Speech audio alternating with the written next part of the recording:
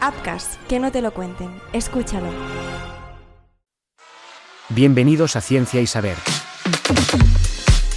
Hola, ¿qué tal? Muy buenas, ¿cómo estáis? Bienvenidos un día más a Ciencia y Saber. Soy Joan Prats y hoy os voy a hablar de por qué el ser humano perdió el hueso en el pene, la extraña historia de un hueso que desapareció.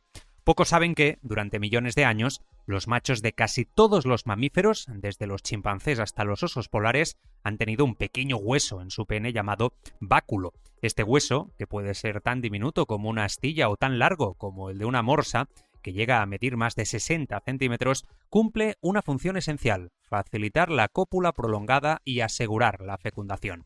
Pero el ser humano no lo tiene, y eso plantea una pregunta fascinante y profundamente simbólica. ¿Por qué lo perdimos? La historia de esta desaparición no solo es una curiosidad biológica, sino también una ventana hacia nuestra evolución social, sexual y emocional. La pérdida del báculo es mucho más que una anécdota anatómica.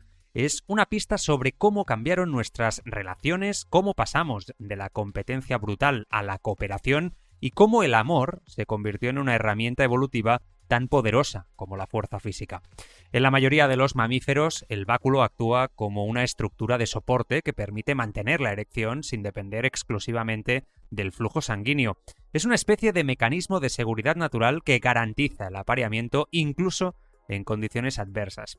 En especies donde las cópulas son largas, dolorosas o requieren precisión, este hueso marca la diferencia entre reproducirse o no. En animales como los osos o los lobos, el báculo les permite mantener el contacto con la hembra durante minutos u horas, asegurando que el esperma tenga tiempo suficiente para fertilizar.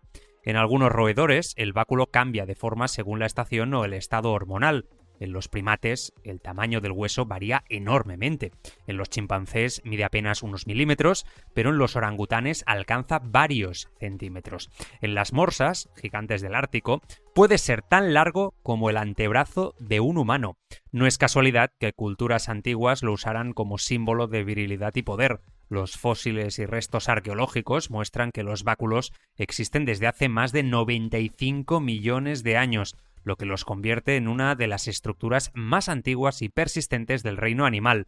Su desaparición, por tanto, en nuestra especie representa una auténtica rareza evolutiva. Los estudios más recientes sugieren que el ser humano perdió el báculo hace entre 1,9 y 2,5 millones de años, coincidiendo con el surgimiento del género Homo. En esa época, algo cambió de manera radical en la forma en que los primeros humanos se relacionaban. Las hembras dejaron de tener periodos de celo visibles, a diferencia de las chimpancés o gorilas, y los machos comenzaron a establecer vínculos más duraderos con sus parejas. La reproducción dejó de ser un evento de temporada para convertirse en una experiencia continua y social. La teoría de la selección natural explica que, cuando las hembras están disponibles todo el año, ya no hay necesidad de mantener cópulas prolongadas ni de competir de forma extrema con otros machos. El emparejamiento estable redujo la presión evolutiva por poseer un báculo. La cooperación reemplazó a la competencia y la confianza emocional se volvió más relevante que la duración física del acto. Así, la pérdida del báculo refleja una transición de un modelo de dominancia a uno de conexión. El sexo dejó de ser una batalla por la reproducción y se convirtió en una expresión de unión, de afecto y de reconocimiento mutuo.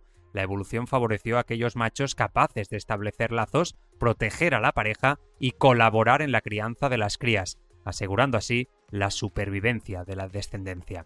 Con el tiempo, el cuerpo humano se adaptó a este nuevo paradigma. La erección pasó a depender exclusivamente del sistema circulatorio, con un control neurológico más complejo. Esto hizo posible una respuesta sexual más sensible, dependiente del deseo y del contexto emocional. De hecho, los neurocientíficos creen que este cambio contribuyó a la evolución de la sexualidad emocional, donde la excitación no solo es física, sino también mental y afectiva.